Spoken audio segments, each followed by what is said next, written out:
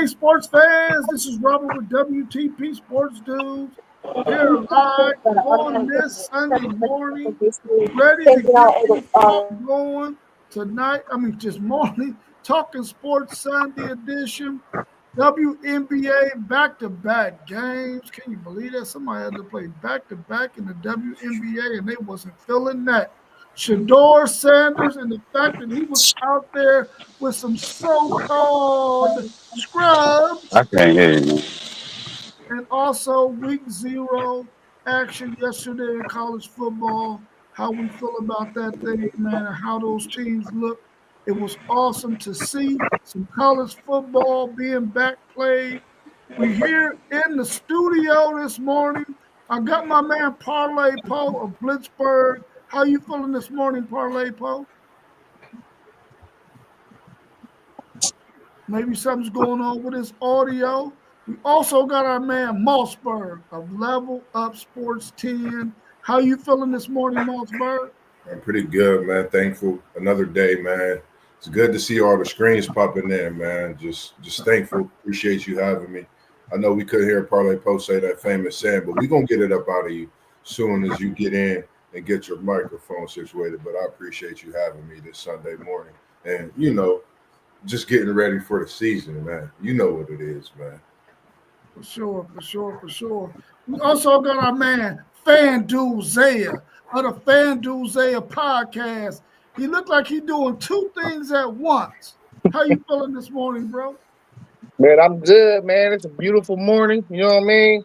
We started early today. We're gonna get it in, but y'all know what it is. We back with another banger. Yes, Back sir. with another banger.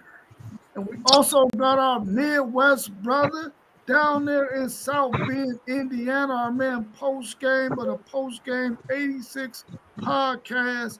He got his coat hat on, and they slaughtered the Bengals yesterday, but it's just preseason, y'all. It's It's just just pretty. preseason. How you feeling this morning, Post Game?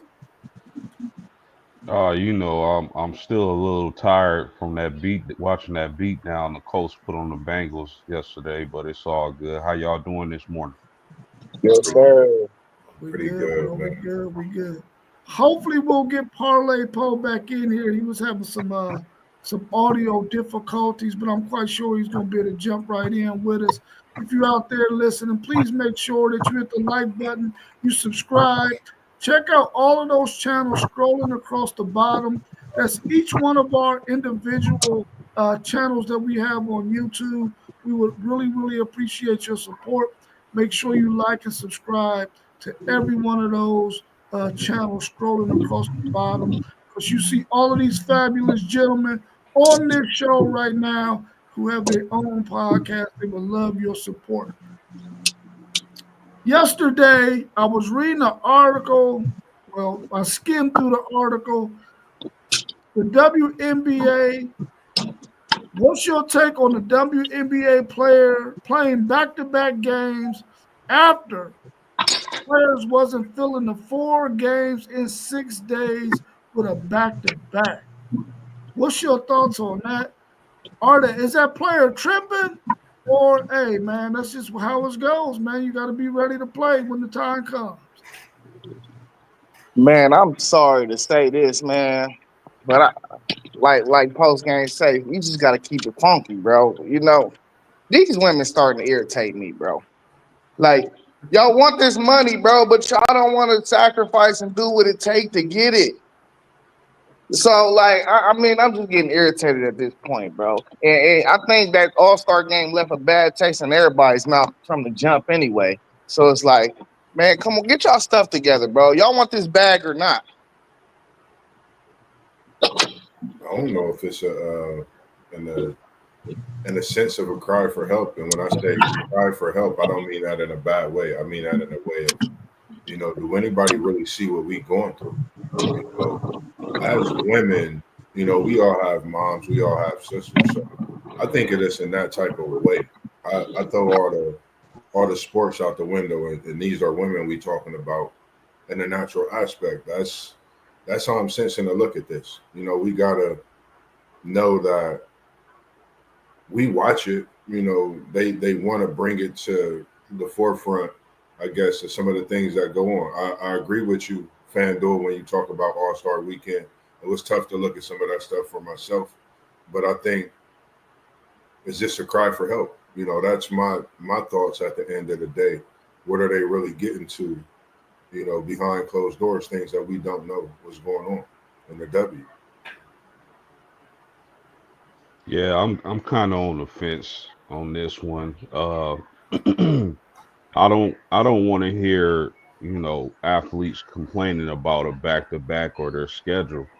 But at the same time, if you look at the WNBA this season, there has been a lot of major injuries from Caitlin Clark to Nafisha Collier, Angel Reese. These ladies are getting banged up, and I don't know if it's from the type of schedule the WNBA has or they're sitting out silently protesting.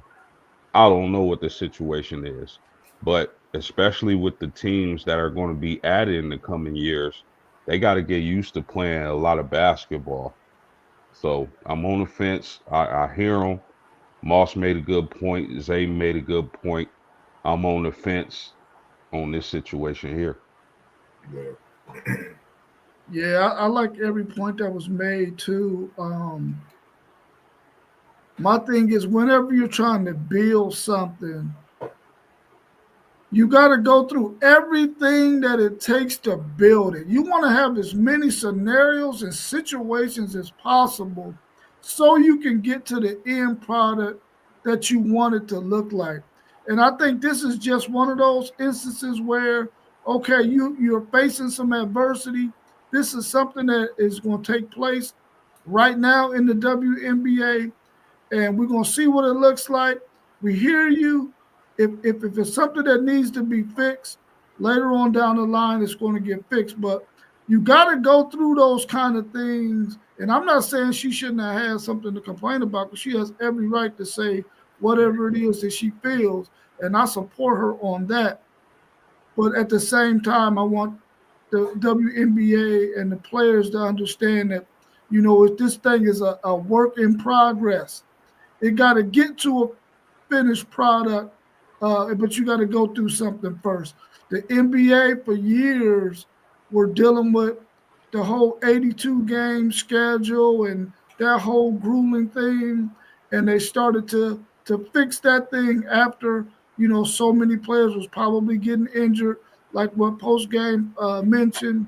It's just something that you have to go through when you're trying to establish something. So I'm glad that she brought it out, but at the same time, you just got to understand that as you grow on something, you're going to go through something. Anything else y'all want to add about that, about the WNBA? Um, I want to see which players actually. Just speaking on it, it'll be a good thing to see which players you could tell who's working out. Who's really, preparing themselves. For the type of seasons that they go through as it is now. That's something to look at, and even in the playoffs. You know, moving forward into next season, who's going to be that woman to step up and get that workout in that you'll start to see on social media with the adjustments that they're making as well. So maybe it's just something we don't know about. And like you say, we didn't know too much about what's going on with the NCAA as things has been changing, and now we're hearing about with the W and the WNBA. So I think it's a good thing overall, and we'll just see how the facts lay out. When that time comes. Yeah, I think you brought up a really good point, Mossberg. Whenever you're an athlete and you playing at all these different levels, and now you're at the highest level, certain things have to change. Sometimes you have to change your diet. Sometimes you have to change your workout routines. Sometimes you have to do other things that you didn't do when you Yeah. were at that lower level, to take care of yourself, to take care of your body, to put you in the best position to stay healthy playing this sport, because the fans want to see you out there. Of course, you want to see yourself out there.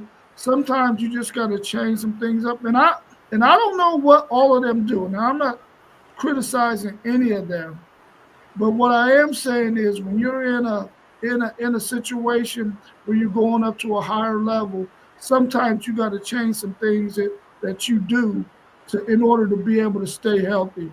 You might have Yeah. to change your eating habits. You might have to work out a little bit more, maybe even work out a little bit less. Maybe you overworking out. You got Yeah. to decide what you're going to be able to do for your body.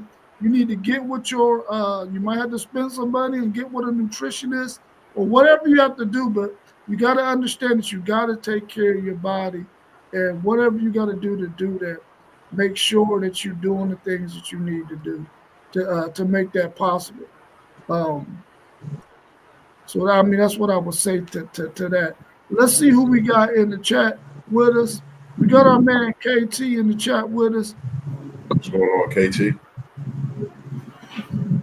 Man, we gotta push these women to their limits, man. They only 26 years in, bro. These women don't understand that they paving the way. Like they gotta get pushed to the limit. I don't care. I Yeah, like KT is. I agree with you on that. You just now starting this thing up, really. You know what I'm saying? It really ain't where where you want it to go yet. So you got to get pushed to the limits. We got to know, as fans, as an organization, as players, you got to know where you trying to get to, and you can't get there unless you get pushed. Yeah. And Right. KT is saying when they started the league, they wasn't complaining, but when Clark get in there, it's different. Do you think Caitlin Clark being there has sort of changed the focus in the WNBA? Man, that's a good question. I think we can really address that in so many ways. We could say yes, we could say no. I think the league is changing by the year, and when you add these type of players, the luxury you get when you add a Caitlin Clark within itself, that's a luxury to have in the WNBA. And I do believe she left early, if I'm not mistaken. So the luxuries you get when you have these players, you have to adjust.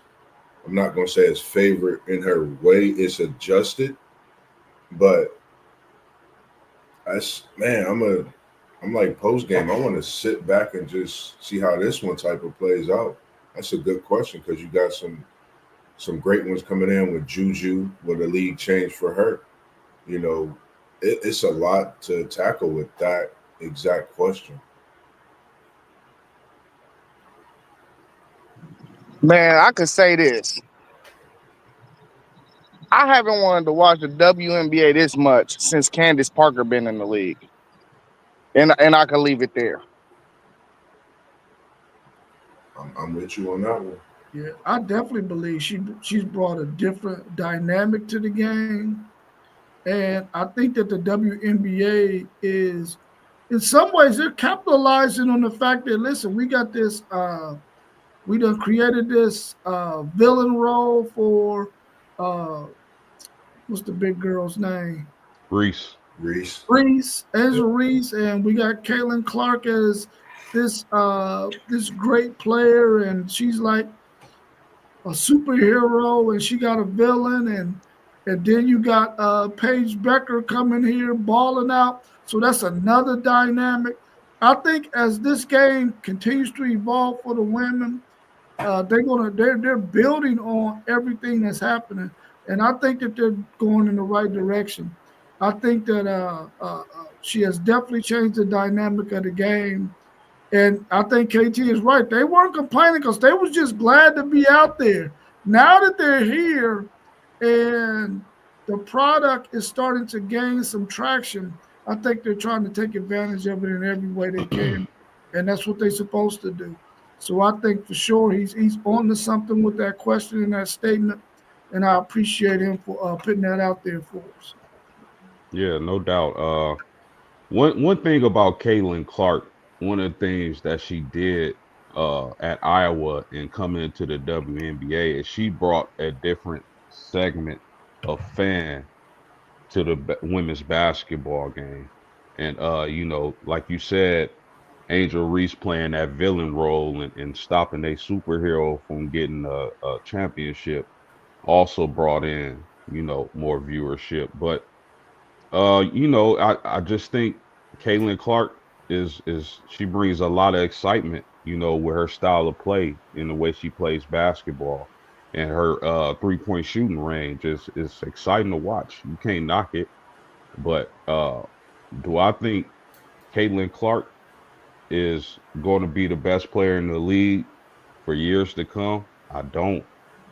I believe she's going to have a hard time jumping Paige Beckers. And there's going to be a lot of women, Juju Watkins included, coming within the next few years that are going to bring a lot of excitement to the W. So, I totally agree with you. And I know he asked a question yesterday or the Thursday stream about who was better. Before Paige came on the scene, I was a big Caitlin Clark fan. I still am. A big fan of Caitlin Clark. Loves what she's done for the game in itself. And you think about this from a college aspect. People was locked in and figuring out where she would, go when it comes to the WNBA. So for me to see Paige come up against, this challenge, with Caitlin Clark, and then you have Juju following in with this, and then you got so many other great women that still, whether they're playing in college, high school level, even in the WNBA now, I think, like you said, is so many. I don't think she'll be the great, right now because there's so many greats within that's going to get better in that time. And when you have injuries, I think that could be a difference maker on the women's side. People elevate through some injuries, and when some had those injuries, others are getting better as well. So, in Paige's situation, she's elevated, and she's a great, like, we see it written all over her as they talked about. So just to have to throw that in there. But I'm still a Caitlin Clark fan. Nothing's going to change that, along with a few other players, but just something to see for sure. Hey, in post game, so Caitlin Clark, this is why I like to compare her to like a Stephen Curry of the WNBA, respectfully. Yeah. She might not be the best player in the league, but her star power is second to none. And with that star power, your voice is going to be recognized anytime you stand up and say anything. So, like, I get it might be Paige, it might be Juju. Juju is the only one I think can actually match her star power. Let me be very clear about that. I don't think Paige got the same star power as Caitlin. I don't think Angel Reese got the same star power as Caitlin. I think it's close though. But Juju is hands down the only one I think can actually match her star power. And sometimes it don't equate to being the best player in the league. One can argue and say that Steph Curry is only second to LeBron James as one of the most notable players in the NBA. That don't mean that Steph Curry, if he open his mouth, he can't get things done for the league. They've both been great ambassadors for the NBA, and that's all Caitlin Clark needs to do is use her star power to be an ambassador for the WNBA to get things done that these ladies want to happen within their time within the WNBA and to grow it for a later purpose. Okay. Cool. Let me ask you this last thing on the WNBA. Should the WNBA try and conclude their season before college football and NFL starts? Yeah, they're not competing with neither one of them. I am not cutting on a WNBA game over either one of them sports.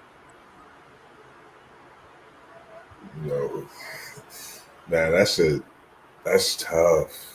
I think I'm gonna definitely tune into a couple women's playoffs.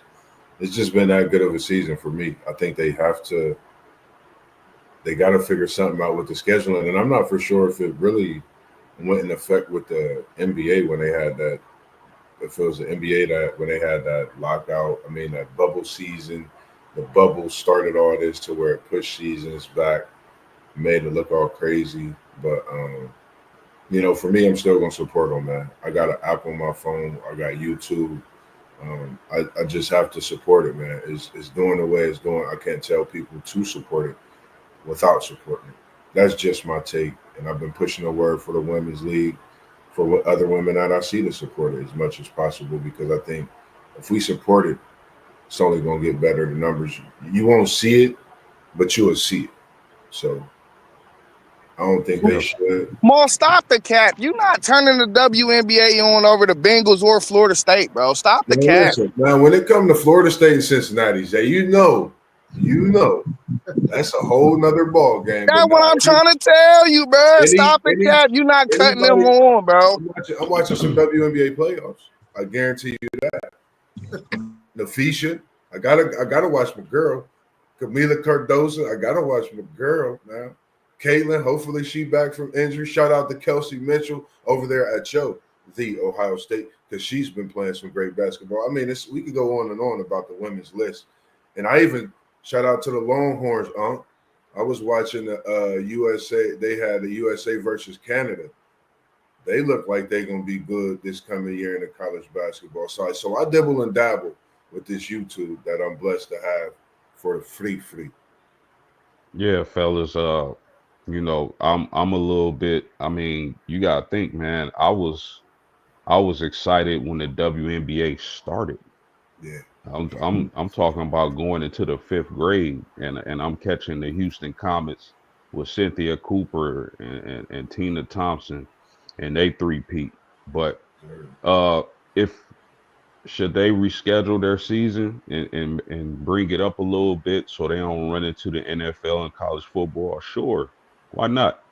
But me personally, I'm going to watch anyway. I got the WNBA app, and like Moss was saying, you can catch some games on YouTube. But man, listen, again, Juju Watkins, Hannah Hidalgo, Rob, your girl for the Longhorns, man. It's a lot. Beers for UCLA, man. It's a lot of women who can ball, who are coming down the pike. And so regardless, of course, I'm not gonna change the channel from my Colts or my Fighting Irish to watch a girls game, but I'm definitely gonna be tuned in when I can. So, but they should reschedule their game so they don't run into football. I think that only be good for them. Yeah, it would be nice if they were wrapping up their season last week before week 0 of college football hits. Because I'm gonna be honest, man, I tried to watch clips here and there and catch some highlights and stuff like that. I haven't really watched the whole game, but I'm gonna tell you right now, I'm gonna watch UNLV and Idaho State over the WNBA all day, every day. And we're talking about UNLV and Idaho State. So I think they should wrap it up. Last week should have been the finals, man, and it should be wrapping up. But I mean, it's only gonna go for maybe another 2 or 3 more weeks. So I mean, that ain't too bad. But they definitely don't want to be in the heart of this thing, man. So hopefully they make some moves and make it a little bit sooner and a little bit quicker. Well, a little earlier. Hey, no. It's funny you said that because I be having them moments where I see a FCS game going on and I cut it on first. Yeah, facts, bro. Facts for sure. I don't know if they're going to be able to do it, but that should definitely be something that they should look at going forward, especially once this thing gets established in the direction that they want it to go. But I like what they're doing so far, man. I like the fact that they're putting it out there. People are more vocal and they're expressing themselves. So hopefully they'll continue to do that. Hey, when Juju get there, whoever she play for, my favorite team, and I'm getting a jersey. And fellas, I'm gonna just say this: this year's WNBA playoffs is gonna be nice. Yeah. It's gonna be nice this year because you got the links like we talk about on this podcast, but you got a few teams in there that can possibly upset them. So the playoffs are gonna be jumping this season. So I really don't think the playoffs should be interfering with the football schedule because it's gonna take eyes off of it, and they need to that need to be premium as far as when we're talking about the playoffs in the WNBA. That needs to be, what's happening in sports. So Pop that Yeah. on a Netflix stream like they do everything else. Maybe the women and get some free play, get them views up. Just Yeah. saying. I don't know. Let's switch gears and go over to the NFL. What's your thoughts on the Shedeur Sanders outing yesterday? Are you in agreement with some of the fans that he was put out there to look bad? When you need T1 on here, man, this is a great man. Everything we gotta, man. I was thinking about the fact that he's still just going out and playing. I think on the outside looking in, we could say so many different things about the situation with Shedeur, but I think on the outside looking in, for me, this is just my opinion. I think he's gonna continue to play, man, regardless of what the people saying in the background. I know it's the third, fourth game of the preseason. You only gonna get the third and fourth string. You're not gonna get no first or second string players really out there. But it is what he is. What it is. He made the best of it, and I just still think that man should be second on that depth chart in Cleveland. They're gonna have Joe Flacco start and put that man second on the depth chart. He's more than deserving of it. And I don't know. Like it's just a tough position to be in, but we know who with him, and I know he gonna fare well, whether it's in Cleveland or if he goes somewhere else. And he's blessed to have that opportunity of being that great quarterback that we all see he can be. I ain't really get to catch too much of it. I was just locked in on that Iowa State Kansas State game. I was at the casino with Poe at the time. Poe was watching it a little more than me. I don't know though. I can't really say nothing about it though because I really wasn't paying attention. I ain't gonna lie. I'm here live on Facebook too, Miss Williams, Miss Robin Williams. She said, tell everybody. She said, hey, she's tuning in from my Facebook live, supporting that as well, locked in. So just letting everybody know. She said hello and good morning as well. good morning. Um, yeah, I mean that's kind of how it looked. Uh, I didn't get a chance to watch the game, but I went back and watched the highlights or whatever and the analysis. It looked like he was playing with a bunch of guys who are going to get cut. Uh, you know, I don't un Dylan Gabriel is nice, but I don't think he's better than Shador. I think Shador should be second on this depth chart. It's obvious now that and it's been obvious to us that there's been a hit out on this young man for whatever reason. I still don't understand, but uh I dare the Cleveland Browns to cut Shedeur Sanders because he's going to go somewhere, hopefully, he's going to go somewhere where he actually has the opportunity like he should have had from the jump. I wouldn't mind my Indianapolis Colts taking him.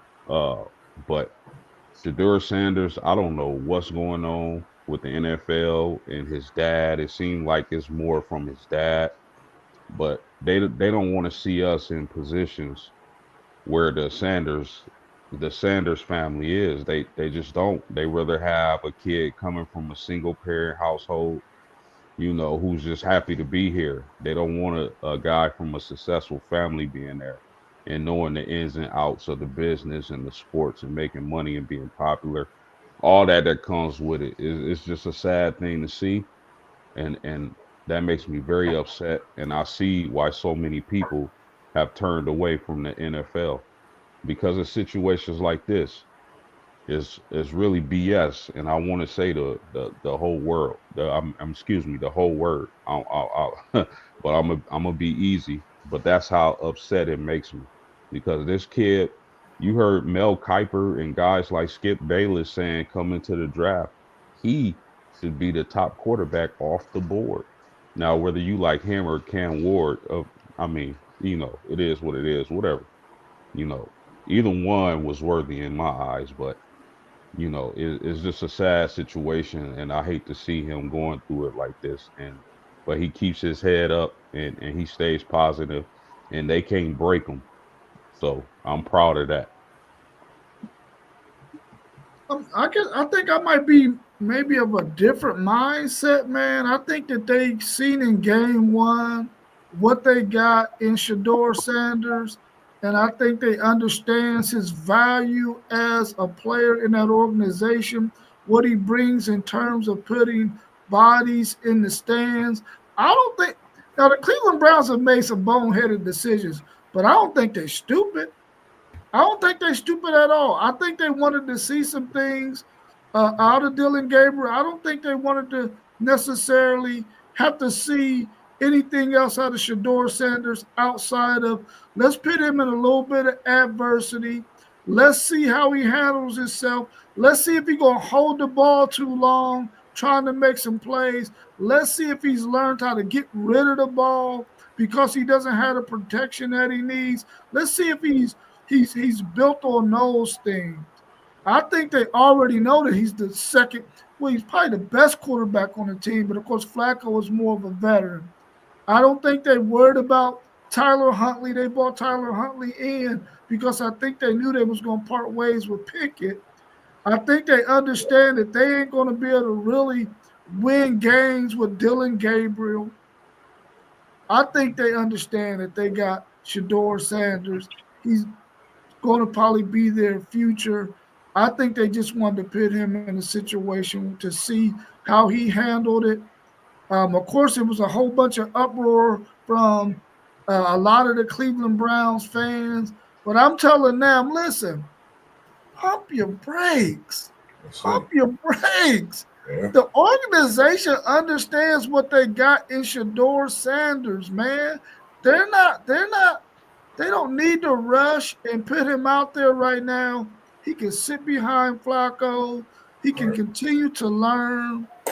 And there's going to come a time, because listen, if they didn't like the guy, if they didn't want the guy, on game one, they would have put him out there with the Fagalis did. But they didn't. They put him out there with the good dudes. And what did he do? He balled fuck out.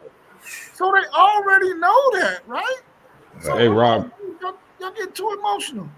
Rob, you know what? You may be absolutely right. You know, that's the other side of the coin. Well, my frustrations is still fuming from the draft process, but what you just said, that could be absolutely the case. Yeah, well, I mean, we know for a fact that draft was some straight BS. We already know that. That's facts. Yeah. We already know that. But what I'm saying about this situation is, man, listen, they not stupid. They not stupid, bro. I think they stupid, and I think they gonna cut him. Listen. I think they stupid, bro. I think they stupid. They gonna cut him, and he a whole cash cow. I don't even understand the thought process. Because it's a business. It's a business at the end of the day. If they cut him, I guarantee you, one of them other organizations is gonna say, "Man, listen, I hear what the rest of y'all saying, y'all in collusion and all that crap. We grabbing this dude because his market value is just way too high. Why would we not get it? Why don't we just get away from that old mindset that we had, what we did in the draft?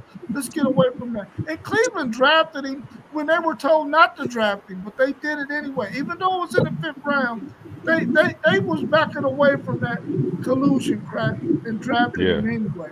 And I think that Cleveland is going to keep him. They would be dumb if they didn't keep him. And I think if they allow him to develop for 2 years, as our man motivated, dedicated is saying, I think he's going to be a good quarterback in a couple of years. But I definitely believe that they got to let him sit on the shelf, though. Don't put him out there right now.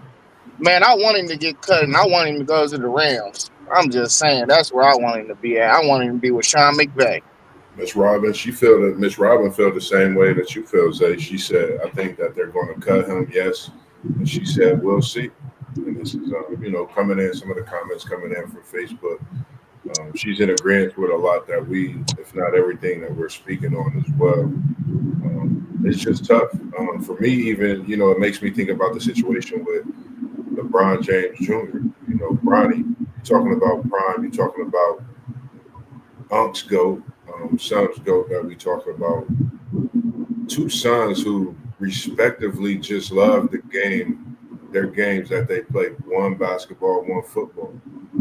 We got to sit back, as a whole. A lot of people don't do that. I think, why are we coming at these young men so tough on the craft that they love, that they're just doing their work?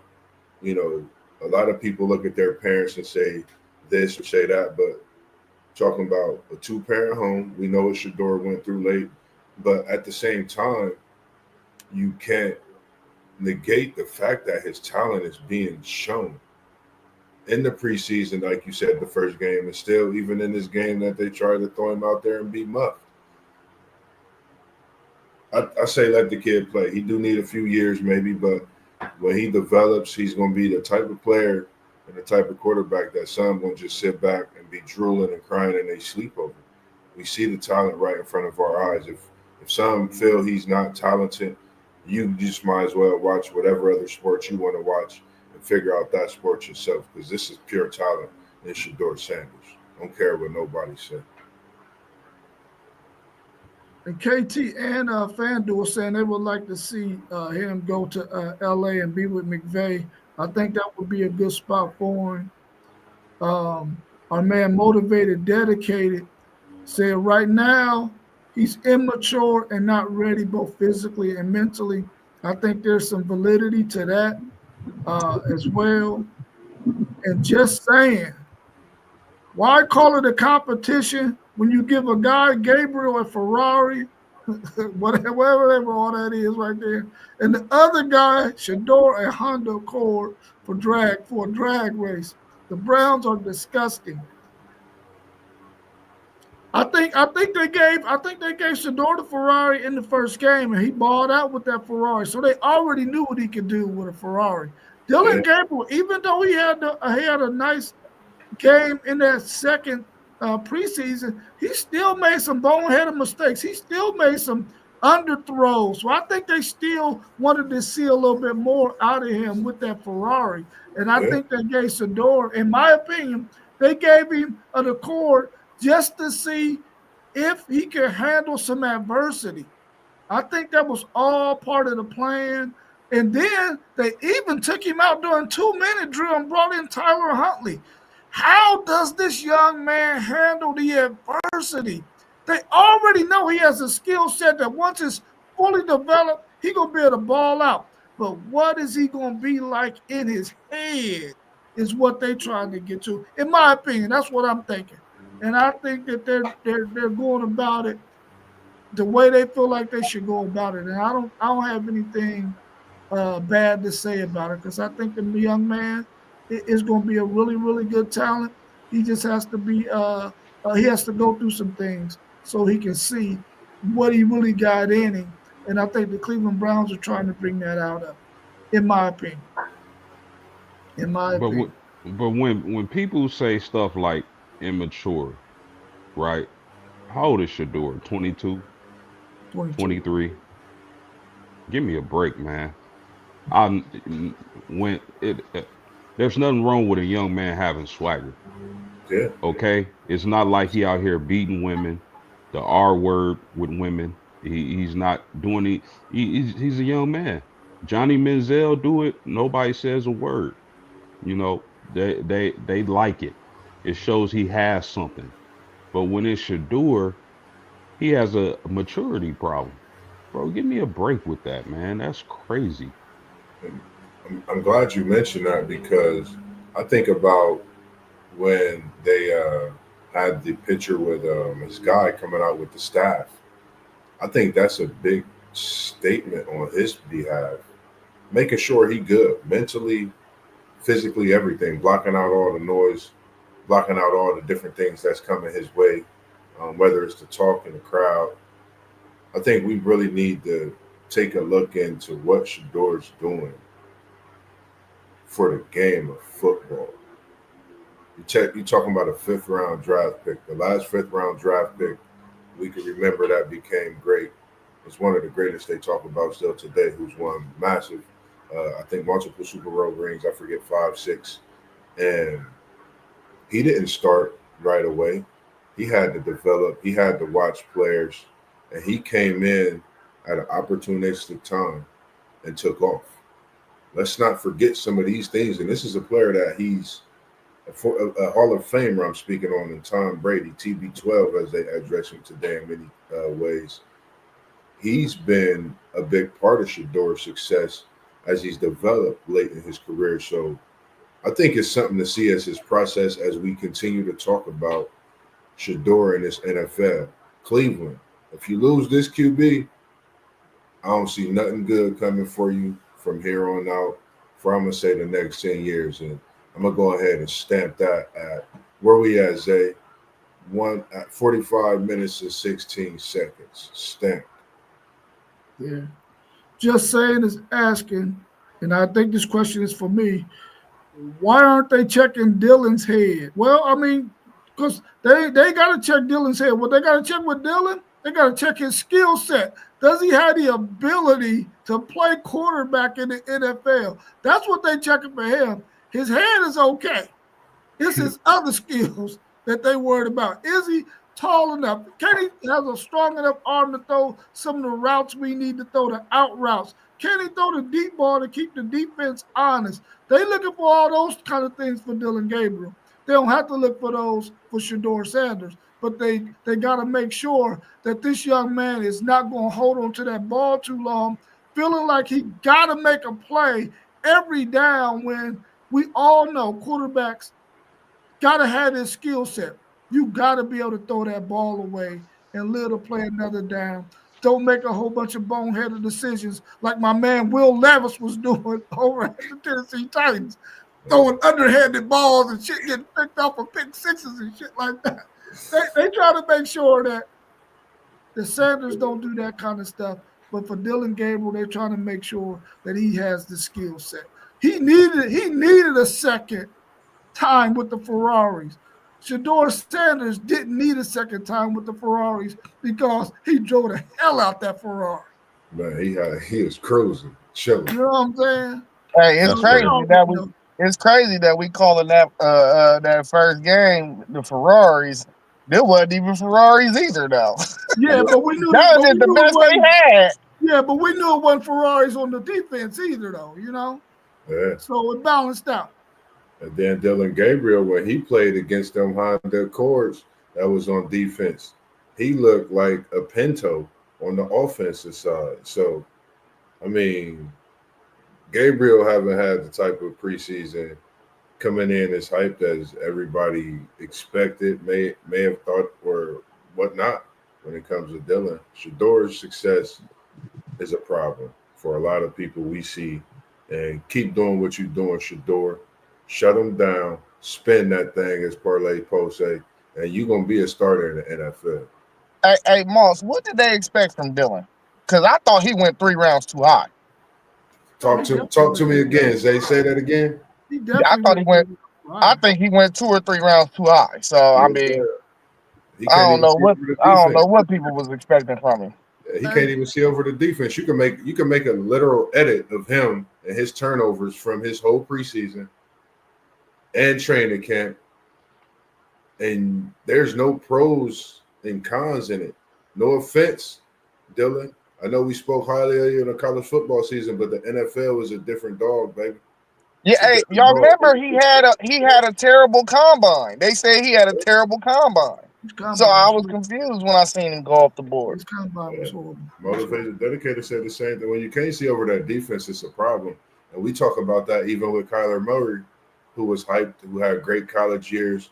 And now we really haven't been able to see that success transpire over into the NFL. So we seeing you have to be a certain animal, a certain dog when you have that short stature to be able to move and maneuver to see over that defense and things like that. So, man, he could be 6 for 6 on third down, but I gotta slow you down a little bit though, man. Cause like Kyler Murray was just like a top 7 quarterback in fantasy like 2-3 years ago. That means he done had some What have success. Arizona done since Kyler Murray's been at Arizona? No, I'm just saying that means he done had some success. That's all I'm saying.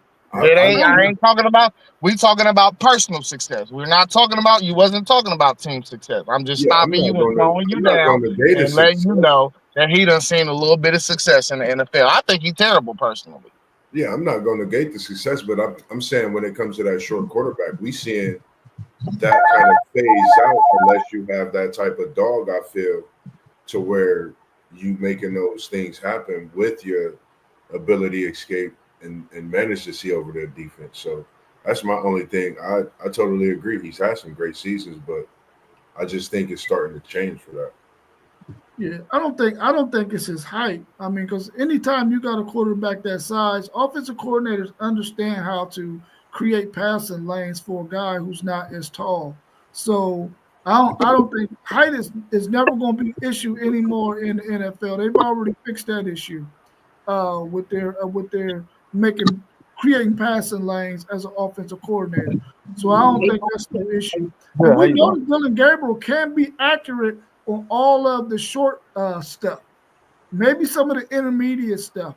But I think in this game, he's going to be much like my man Colt McCoy was when he was in the league. If once the defense realize, hey, this is all this guy can do, he ain't never going to throw that ball deep. The defense is going to make the adjustment, and they will shut that stuff down. So I mean, he was balling out yesterday, but I think if Shedeur was put in the same predicament he was in, he probably would have been able to do the same thing, in my opinion. I think that Gabriel, if his grade was a third round grade, then I don't know who was doing the grades because I don't think he's a better passer than Quinn Ewers. And he was a seventh round grade. I had to plug my man Quinn in since I'm a Longhorn fan. That's all that was. Quinn is terrible. Oh my God. Oh, well, hold up. He played good the last two preseason games, bro. I don't care if he played good or not. He's terrible. You know, Okay. You ain't hearing nothing about no Will Howard, are you? You ain't hearing nothing about bum ass Will Howard. You ain't say CJ Stroud though, did you? I can't say CJ Stroud. I know you can't. I know you can't. I can't say CJ Stroud. August 30th approaching, we see it. I can't say CJ Stroud. All right, yesterday was week 0. We had our first game that came up between Iowa State and Kansas State. Give me your thoughts on that game. What do you think was the key to victory for Iowa State? And do you think if it wasn't raining or if that kick returner that got hurt early in the game, what's his name? Dylan Edwards, if he didn't go down, could that thing have turned out a little different? I think we talk about defense and turnovers. Talking about turnovers, points off turnovers. That was a big factor. The injury. Iowa State's defense, man, and a run game for me, I think was the deciding factor. That made a difference. Of course, the weather factored in, but that's just my take on that game. Iowa State got to watch out for him for sure. Man, they hit Avery Johnson so hard a couple times in that game, he was scared. But I think the key, bro, to the game was Rocco. Man, Rocco made plays when this offense needed plays to be made. He just made them. I think that was just the noticeable difference. I mean, they both ended the game with 2 turnovers. I thought they both could have capitalized on a couple of them turnovers, a couple extra times, but it didn't happen. So, I mean, it was a puncher's game. Like, you punch, sometimes you landed your punches, sometimes you miss. And really, I think the difference in the game was which quarterback played better, and that was Rocco. Man, it started off a really sloppy game. I had no clue the weather was going to be what it was at the time of the start of the game, but maybe my prediction was different if I knew that. But I think the key of the game was what Rob said is Edwards getting their starting running back being hurt on the first play of the game where he dropped the kickoff. But really close game. I thought Avery Johnson looked good.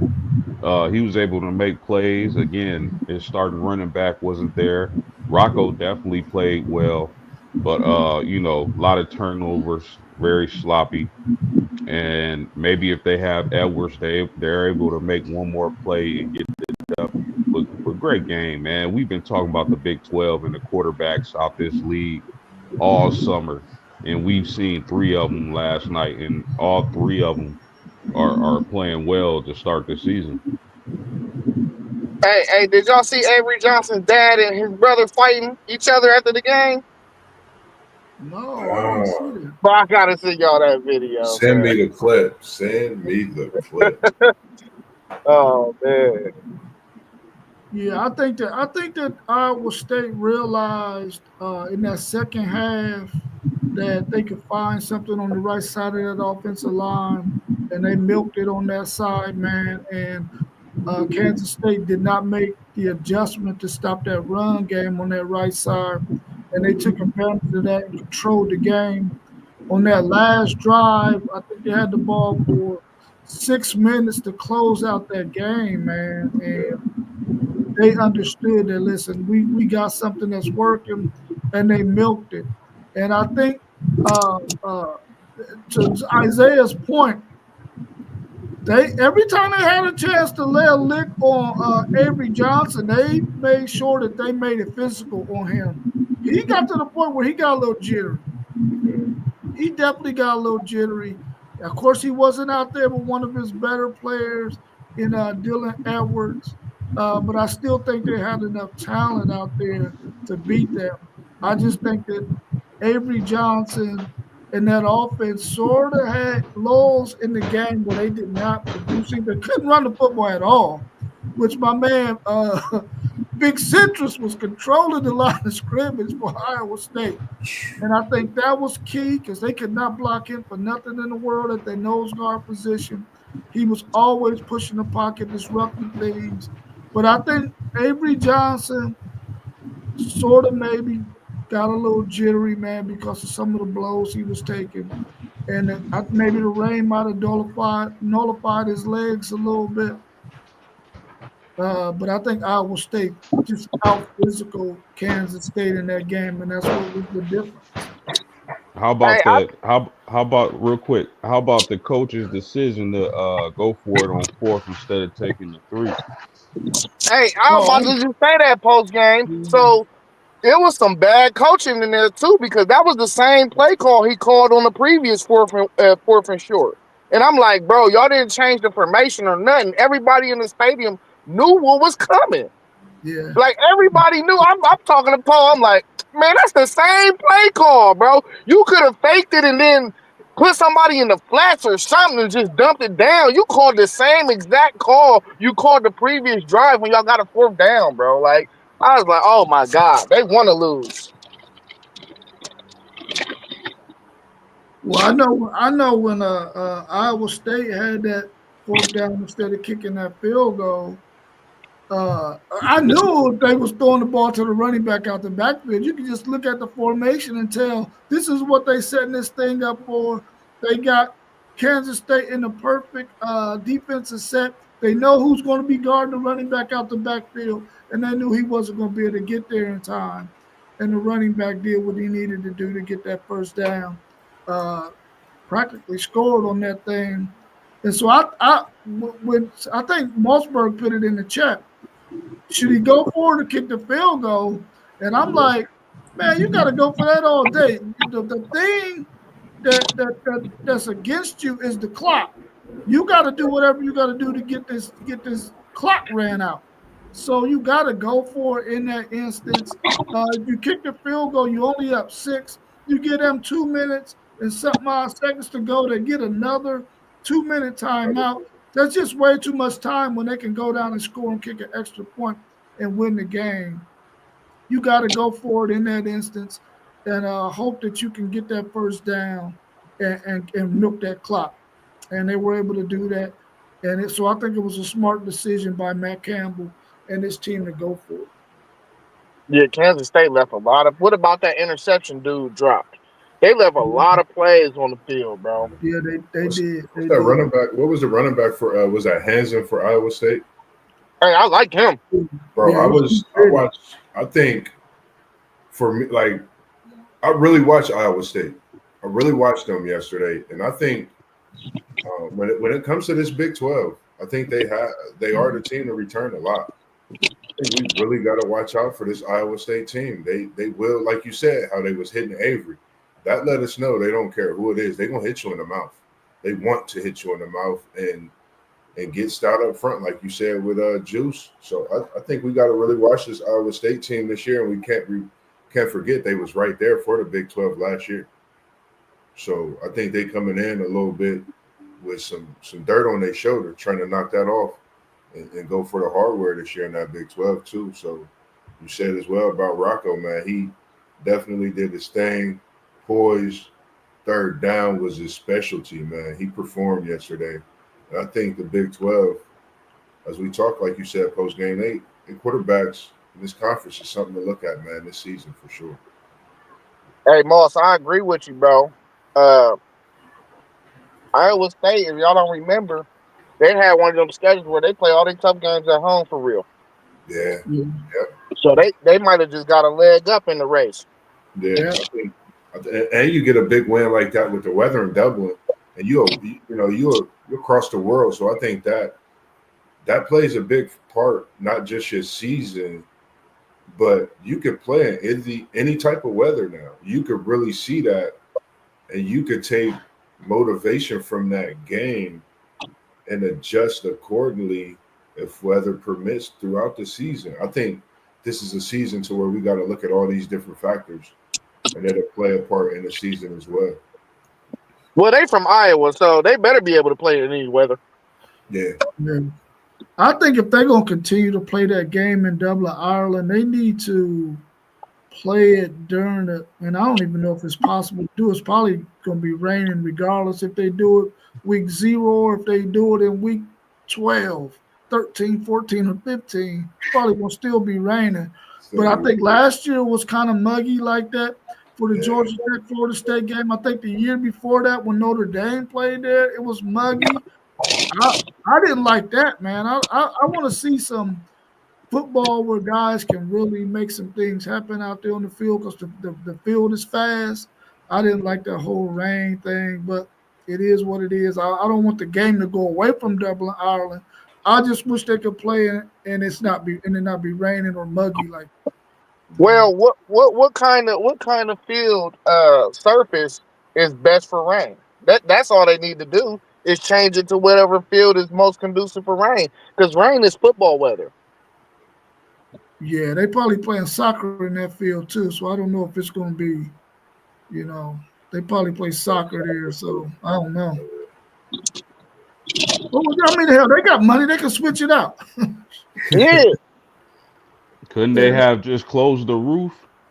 Yeah, close that roof. And I was wondering if that thing was closable, but I couldn't tell if it was Nah, closable. I don't think it's closable because y'all know one end of that roof is shorter than the other because his house is right there.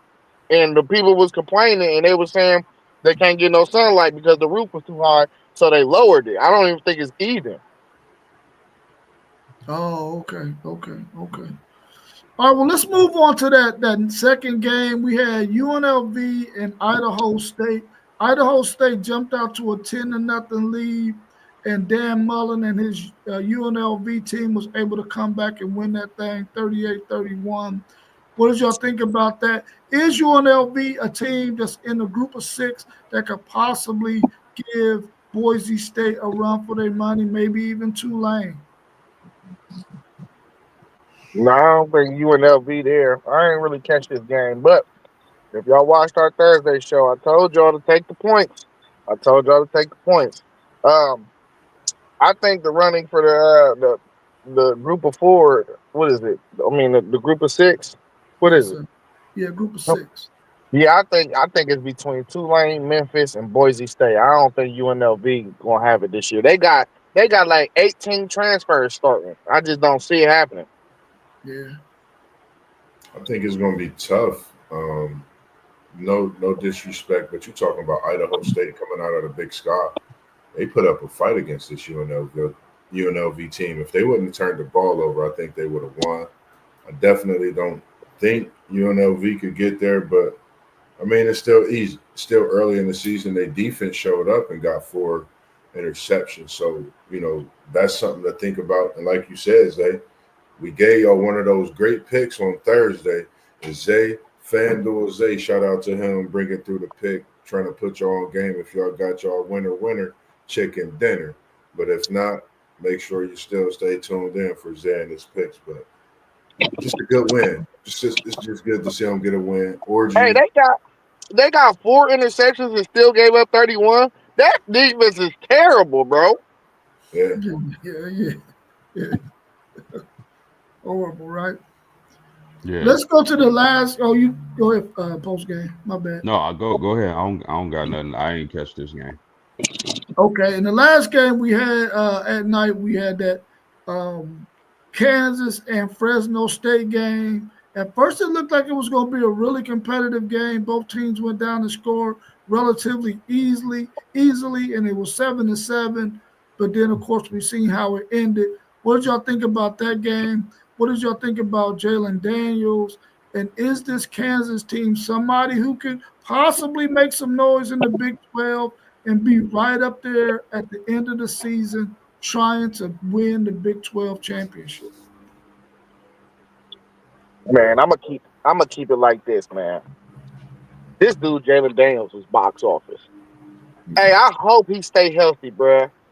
I hope he stay healthy because really, they played good when he was healthy last year. It's when he wasn't healthy when they didn't play good.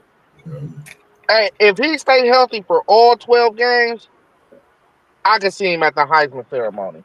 That's how box office he is. Hey, and that offense got so much speed on it. They gonna be scary in the Big 12, bro. I don't think people want to play them in the Big 12. When you was in the thread and you mentioned that, he reminded you of Lamar. I literally turned to the game instantly. I didn't realize it was right in the first quarter. This Kansas team can compete in this Big 12, man.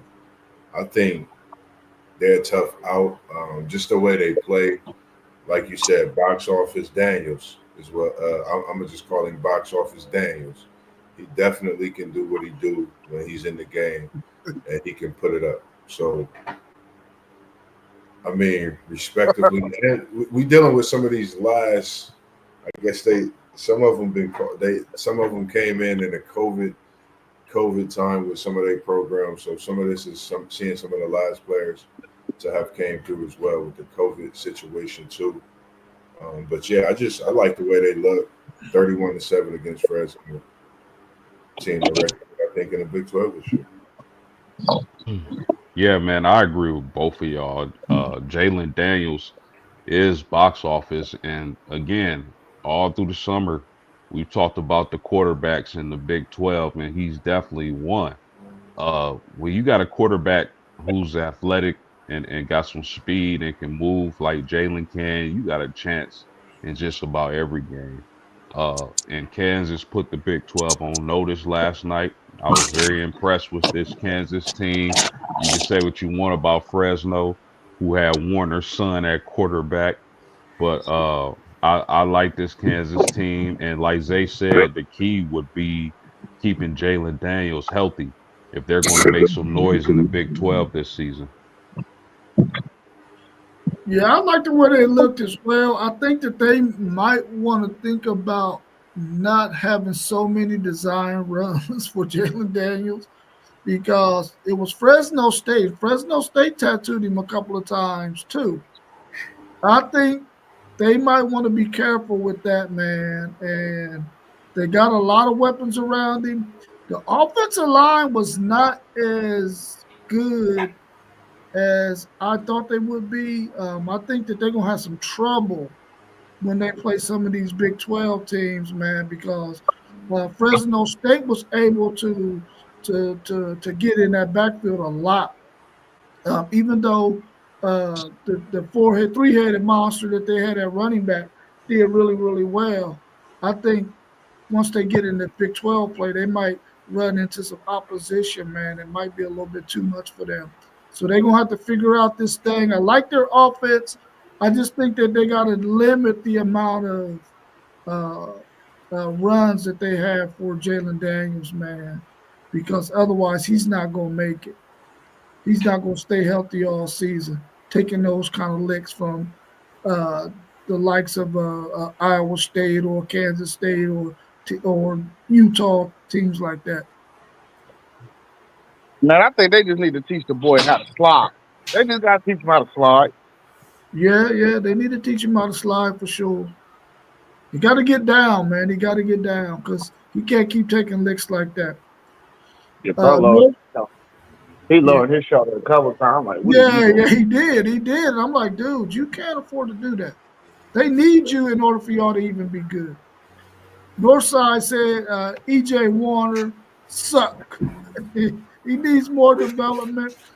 Fresno State have a first year coach. Yeah, they do got a first year coach over there. Man, listen. I don't think EJ Warner played bad, bro.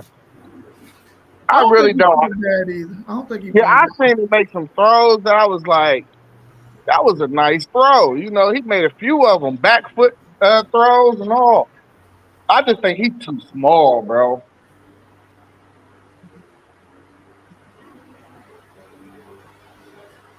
Yeah, I agree with you, Northside.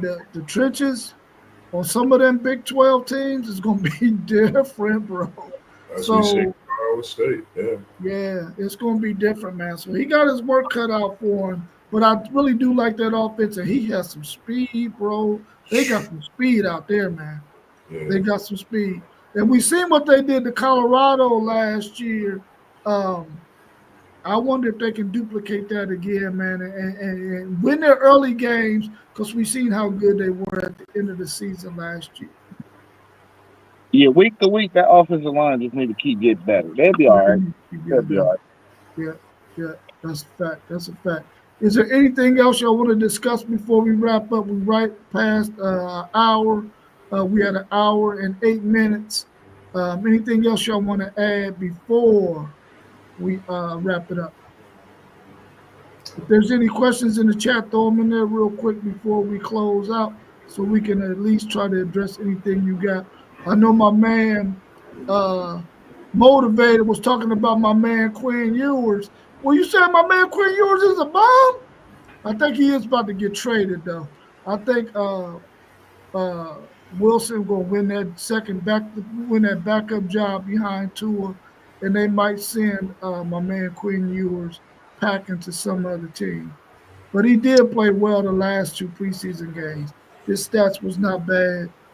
He need to get some weight on him. He need to bulk up, and he need to work on his footwork. He's a little too jittery for me.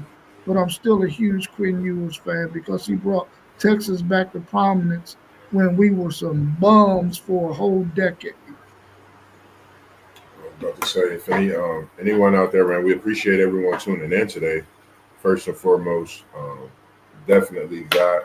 If you have if you're a fan of a certain team, man, definitely get with us. Contact us. We don't mind bringing you on, having your picks with your team for your NFL season. Even having you on the show, having some talks with you throughout the season as we discuss college football, NFL, along with other topics through and through. We had a high school football season coming as well on our Facebook City League TV page. We're going to try to get out and get some things on our live page for you here as well, respectively, on the podcast. But definitely we'll have some high school basketball coming to you this year again, as well on the women's and on the men's side of that aspect. Said Fresno State. Yeah, Josiah Frame, he's a baller, man. He gonna be. You know what? He won't be at Fresno State next year. You can believe that. You can believe that. He won't be there next year. They gonna pay that. Yeah. Somebody coming to get him. Somebody trying to come and pluck him like right now. Right now. Yeah. Could anything happen like it happened with the quarterback last year from UNLV? How he left after those first 4 games? Was it UNLV that quarterback? Yeah, I'm quite sure. Where did he end up going anyway? Do anybody know where he ended up going? I I forget. think I'm gonna try to say, correct me if I'm wrong. We had to get back to it. I'm not for sure if he ended up finishing out the season or not. No, he didn't. He didn't finish up the season. I know. Leaving. Yeah, UNLV. I know he left there, but I don't know if when he Oh, went to his other school, if he ended up finishing out the season or not. I can't remember. yeah, I'm gonna have to look Get that back up to and see it. where he ended up going after he left UNLV and if it panned out for him. What's y'all's thoughts on the possibility that Nico will not be the starter for UCLA? He Man, wasn't the starter, was he? that's what you heard? I heard he wasn't named the starter. I could be wrong. I haven't seen anything yet that I haven't seen anything about it. That would be crazy if he's not the starter. I'm gonna just drop the mic and leave it alone. Interesting. Very. I haven't heard anything about that situation. I would have expected him being a starter, but if he doesn't, wow. Yeah, that's crazy, bro. And if you think about it, Tennessee gave him complete loyalty, if I'm not mistaken. Bro, that can't be true, bro. I just don't see it, bro. I don't know. Yeah, that would be wild. Second string. That would be wild if he wasn't. Yeah, I'm trying to think of a name to call him. Second string Leve. I don't know. That would be a wild one, man. Hey, something had to go completely wrong, bro. Yeah. KT said Joey Aguilar is the starter. No, Joey Aguilar at Tennessee, bro. He's at Tennessee. Oh, he said He's at going to be Tennessee. Oh, starting. he talking about Tennessee. Yeah, at Tennessee. We talking about where he transferred to, KT. Yeah. Parlay Post said when he said Zay, when it's Longhorn week, when are you getting started? What am I getting started for? When it's He talking about that. He got to wait till I tell him he can get started. Come on, He might be talking about that colored cup. Your energy, no, before you fall asleep, bro. That August 30th talk. Man. What's that famous saying, Parlay Poe? It's good to see you in here this morning. That's Parlay Poe of Blitzburg, ladies and gentlemen. Make sure y'all go like and subscribe to his channel as well, respectively. I think Poe was asking when the shenanigans going to start. It's going to start at midnight. It started at midnight, bro. You asked me, it's already started because I've been on his neck. Yeah, Hey, I'm very comfortable. I'm very relaxed. Hey, his Longhorn shirt on. Yeah, we coming into this game relaxed, prepared, and hungry. You know what I mean? I hear you. Until you get slapped until they get slapped in the mouth. Hey, it's gonna be some slapping in the mouth going on then. You think we're gonna get slapped in the mouth and not slap back? Ooh, no, you're gonna fold up like Kansas State did when they got slapped by Iowa State. Man, your quarterback's softer than cotton candy, bro. Why are you acting like y'all got all these super tough guys over there? Listen, your quarterback is cotton candy. He said, appreciate the comment, Luke Northside. He said, yeah, I guess we got a second string guy, Mr. Luke Duncan is the starter at UCLA. Luke Duncan is the starter. Bro, what the hell going on? Man, y'all know Nico wasn't that good, bro. Come on. He was a 5-star quarterback, and he had decent numbers. Well, I mean, they always started Nico, the second string Nico.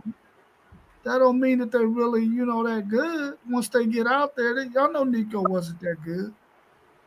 Bro, that is crazy, bro. That got, bro. I wonder why this is not breaking news everywhere.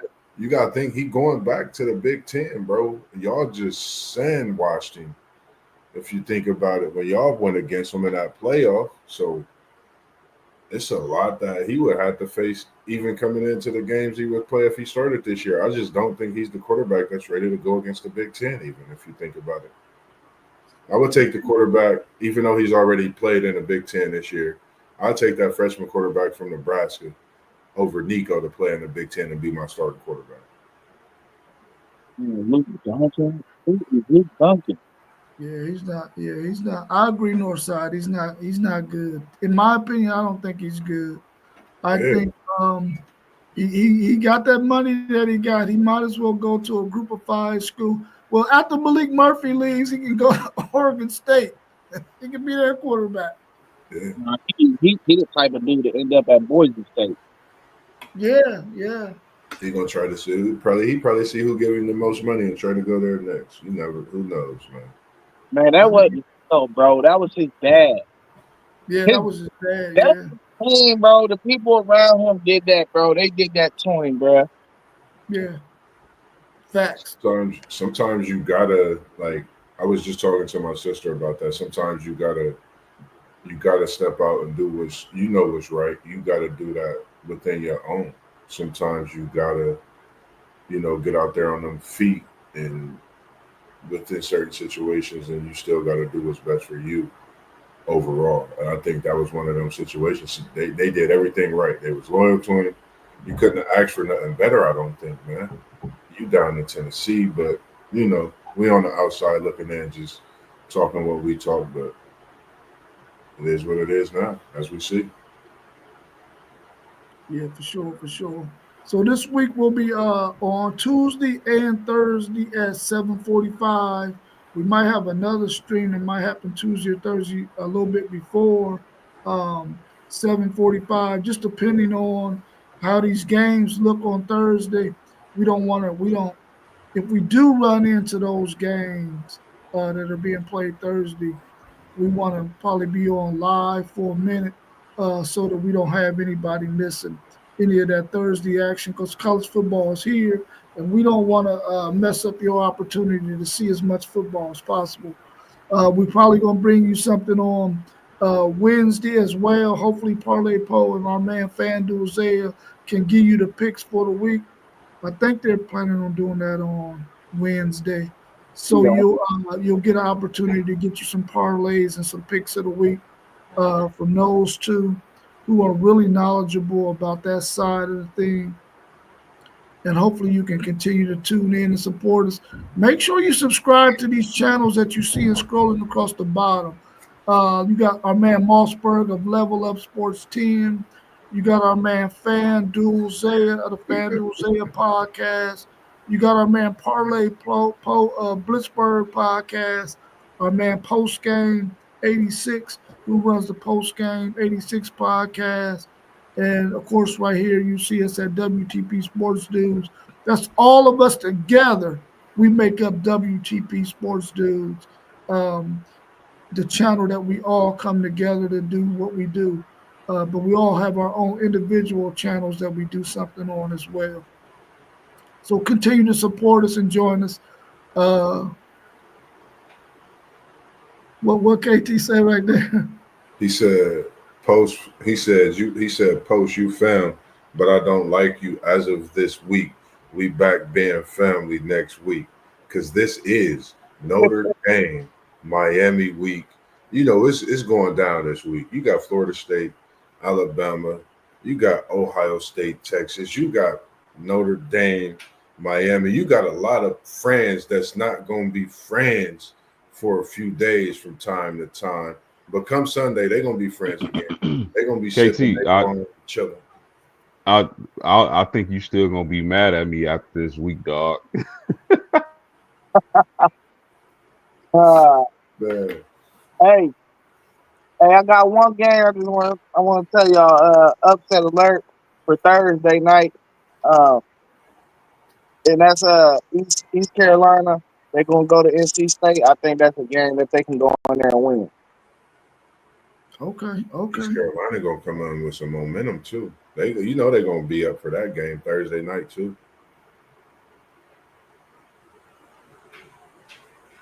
Yeah.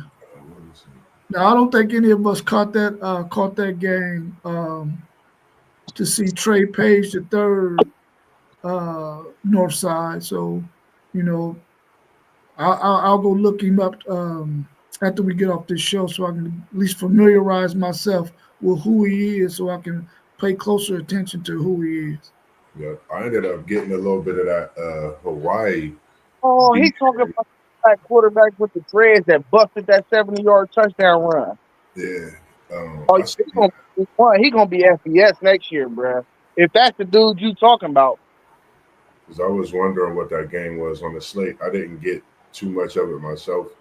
Then I ended up checking out that highlights from the Stanford Hawaii game, which was close, and Hawaii ended up getting them with a field goal. So I think we definitely gonna see one of these big schools go down to an FBS this season, as we always been seeing these last few years. Hey, we just seen Stanford get it. Yeah. Which Stanford is some bums though. Yeah, I mean, they was at home against Hawaii though. I thought they would have. I was like, man, they got Hawaii, but the Hawaii, that's a good Hawaii team. They ended up, Hawaii ended up faring out pretty good throughout the season. So it's a good non-conference win for them. Zay, he said it's a running back. Trey Page the third is a running back. Okay. I'm gonna have to check him out. That name sounds very, very, very familiar too. I gotta figure out who that quarterback played for, man. Dude took a QB draw like 60, 70 yards. But it was like the way he did it, like bro was running so hard. I can't. I'll have to check it out. I have to go through some more highlights. But yeah, man, we appreciate everybody. Like you said, man, just stay tuned in, stay locked in. Of course, it'll be a couple of coming conversations with Mossberg. Got a few conversations that I'm putting together. Getting back into school, and if you also want any media tapped into, Saturdays is Little League Youth Football League that's going on. We do not mind coming out to tap in, show our support. I was just speaking with someone today, planning on going out and checking out some of these games with the Little League on some Saturdays coming up as well. I'm gonna be coming out with you, hopefully with some live watch on the soccer with my nephew. Even got a nephew that's into soccer. Come out and show you all some of his games. And if it's you that want to talk your talk, man, get a hold of us. Let us know so we can bring you on. We can get some great talk, conversations going, and just do what we do best, man. Talk to sports and anything else that you might have a hand into as well. Okay, yeah. Trey Page, he plays for Tarleton State. That's where Graciela Howe's son is either Chase or Charles plays for Tarleton State as well. I remember her letting us know that. We grew up with Graciela Howe in the neighborhood, and her son is down there playing. I think Tarleton State is in Texas, I believe. And he plays down there. So I'm going to have to check him out because I am familiar with Tarleton State based on Graciela Howe letting us know that her son plays for them. So, all right, y'all, we'll be back again on Tuesday. At least I will. Somebody might do something in between time, but always check your Facebook page. Your YouTube page. Make sure that you check out our short videos. Make sure that you share our videos. Tell your friends and family to subscribe. We're really trying to grow our channels so that we can continue to bring you content. We appreciate you for supporting us today and joining us. And we'll see you on the next time. Like always, we out with the deuces. Peace.